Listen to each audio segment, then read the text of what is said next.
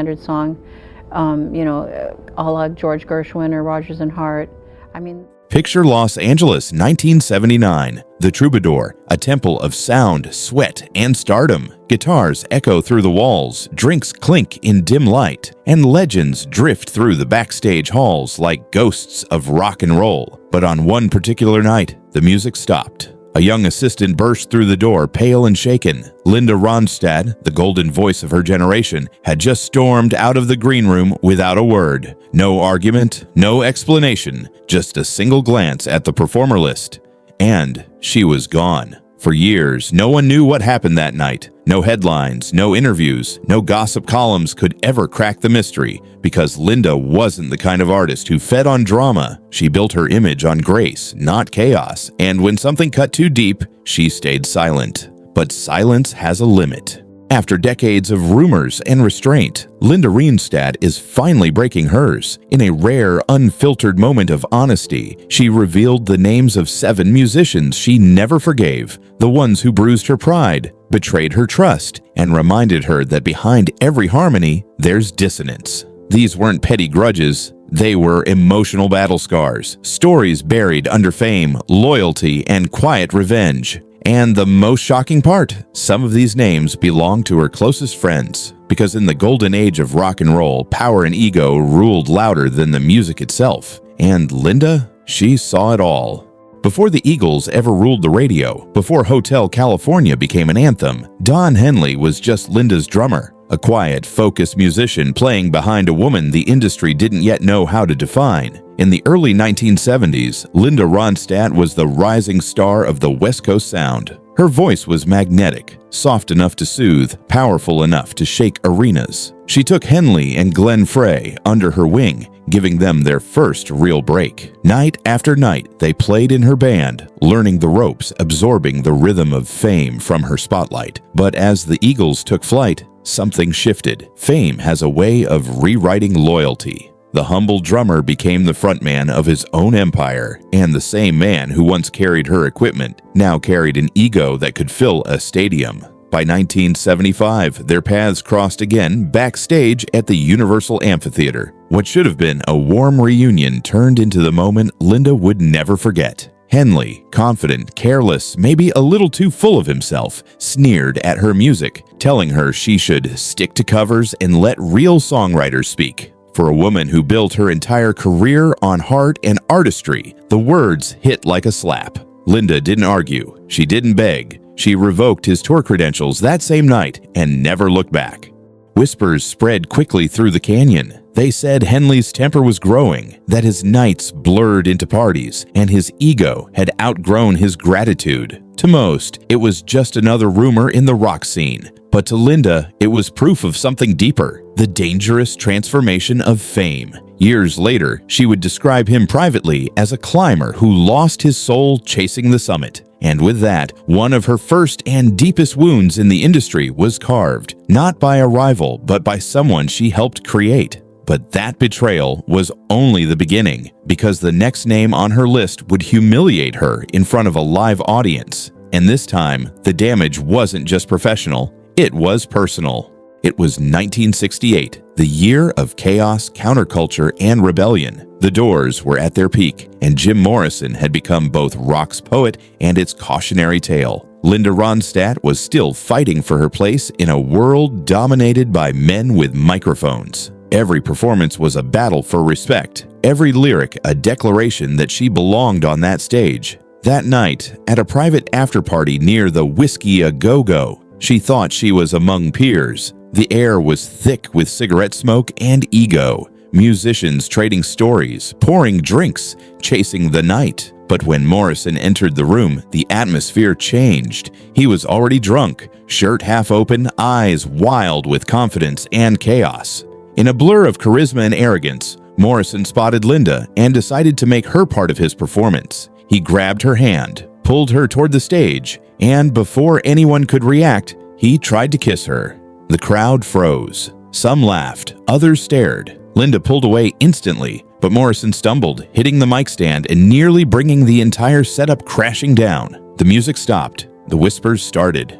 It was never filmed, never photographed, but the story spread like wildfire. In the weeks that followed, Morrison bragged about it, twisting the truth on air, calling her sweet but spineless, as if humiliating her was some kind of poetic performance. Linda said nothing publicly, no statements, no interviews, no retaliation, but privately, she made her feelings clear. To friends, she called Morrison a brilliant wreck, a man who poisoned everything around him. What hurt wasn't the moment itself. It was what it represented, the carelessness of an industry that let genius excuse cruelty. In that instant, Morrison became the symbol of everything Linda was fighting against, the men who thought chaos made them legends, and the women who were expected to smile through it. But if Morrison left emotional bruises, the next betrayal would leave a scar that went far deeper, because the next name on her list wasn't just a rock star, it was an activist, an ally, and a friend who turned his message into a weapon.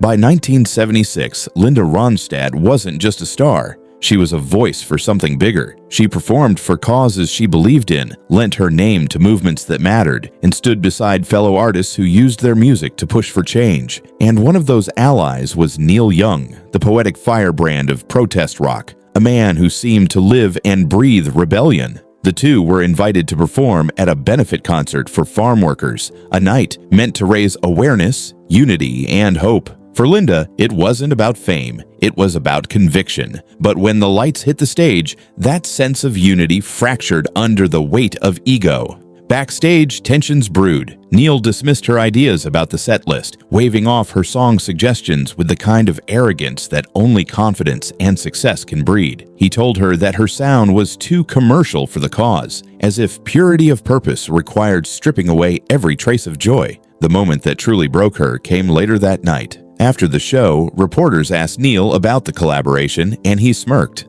Linda's a sweetheart, but she's not built for protest. To the public, it was a throwaway line. To Linda, it was betrayal.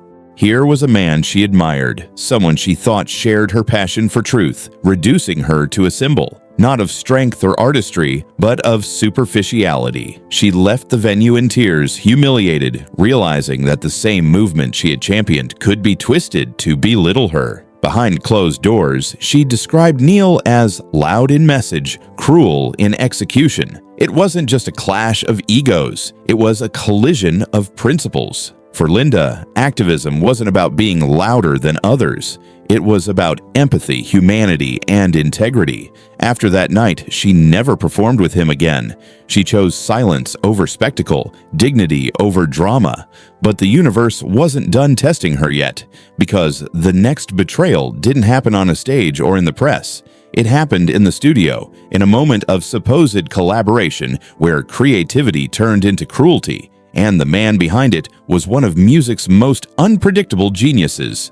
By 1974, Linda Ronstadt had become a phenomenon. Her voice could glide between country rock and pop with effortless precision. So when talk began of a collaboration with Frank Zappa, the idea felt electric. Zappa was the definition of artistic freedom, eccentric, daring, and always one step ahead of the curve. For Linda, it was a chance to step outside her comfort zone and create something groundbreaking. But what began as mutual respect quickly turned into a nightmare. Their first meeting in the studio was filled with anticipation. Linda arrived ready to experiment, to learn. Zappa, however, was already testing her limits. From the moment she stepped to the mic, he dismissed her ideas with sarcastic smirks. When she suggested minor changes to fit her vocal range, he interrupted with a cutting remark. "Don't worry, I'll make the music sound real. You just try not to make it sound like a jingle." The musicians in the room froze. No one dared to speak. As the session continued, his comments got sharper. He mocked her tone, her delivery, even her phrasing, as if her success was an accident,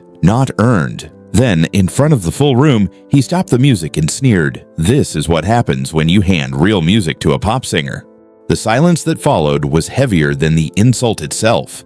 Linda didn't argue. She didn't defend herself. She quietly set down her headphones, packed her things, and walked out of the studio. The same way she'd walked out of that green room years before. No anger, no words, just quiet resolve. Zappa would later describe her as too clean for his sound, too polished for his chaos. But Linda's friends remember it differently. They say she was devastated, not because of one man's opinion, but because of what it revealed. Even in the world of musical genius, cruelty could still masquerade as brilliance. She never collaborated with Zappa again. In private, she'd call him brilliant but brutal, a mind I respect, but a man I can never trust.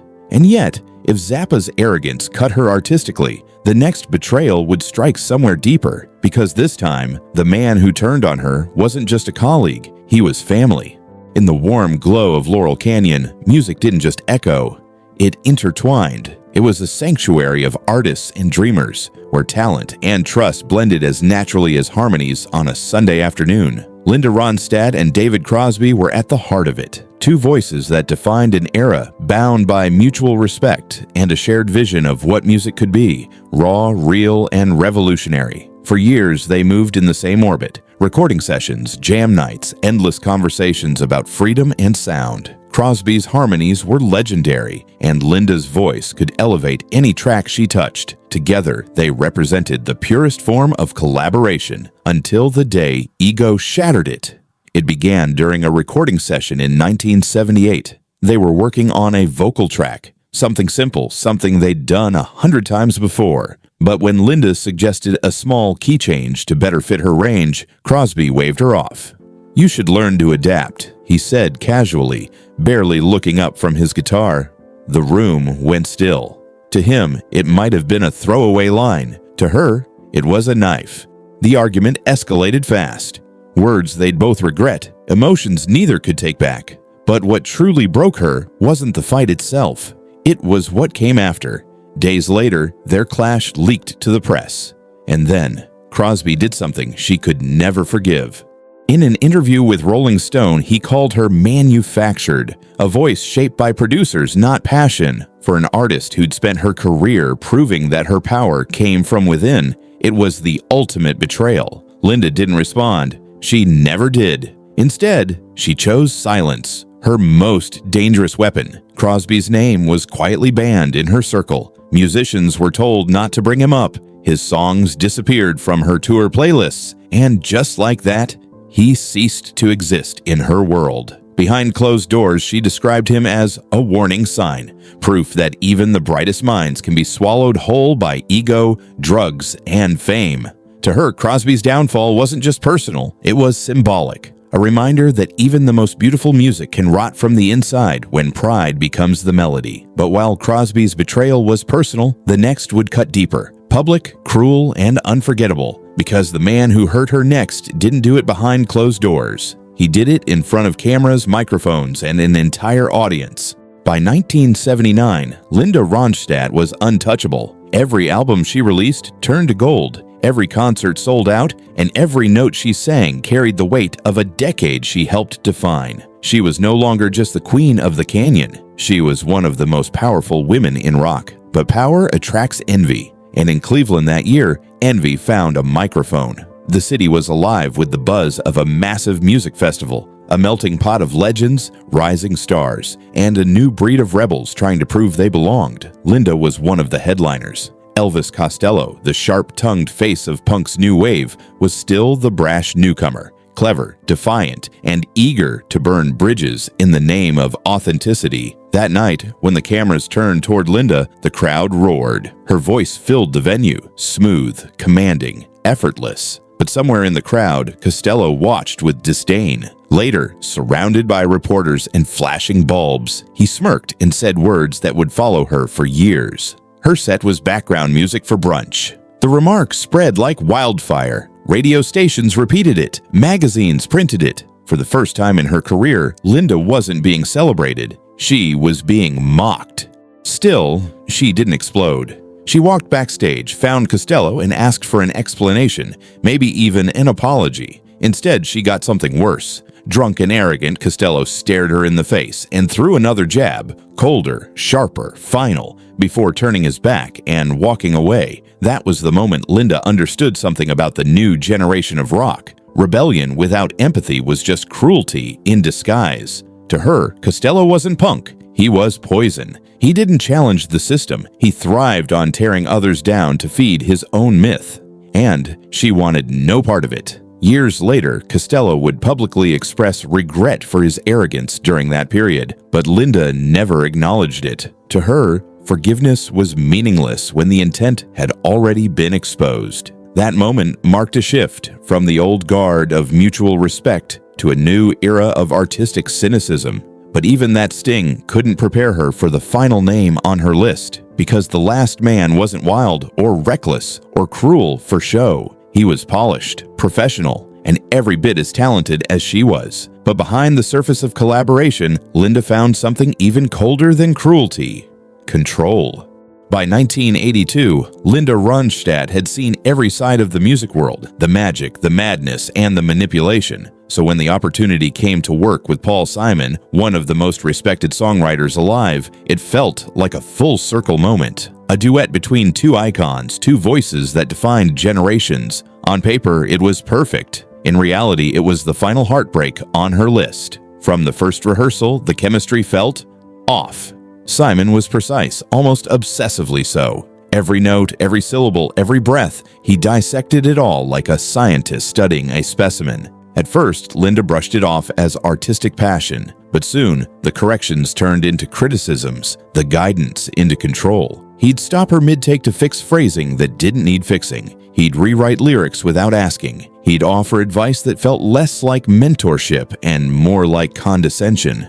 According to those who were there, Linda stayed professional, calm, collected, determined not to give him the satisfaction of seeing her rattled. But when the session ended, she walked out feeling smaller, not because she lacked confidence, but because she had been treated as if her artistry didn't matter. The song was never finished. No official statement, no release, no fallout. It simply vanished, buried under polite silence and unspoken resentment. In private, Linda described the experience as being scolded by a principal. That wasn't collaboration, it was control dressed up as genius. And for a woman who had built her legacy by breaking molds, the lesson was clear. No amount of respect for someone's talent could ever justify disrespect for her own. After that, she made herself a quiet promise. She would never step into another studio where her voice wasn't valued. She had learned that even the kindest smile can hide arrogance, and that sometimes the hardest part of fame isn't surviving the spotlight.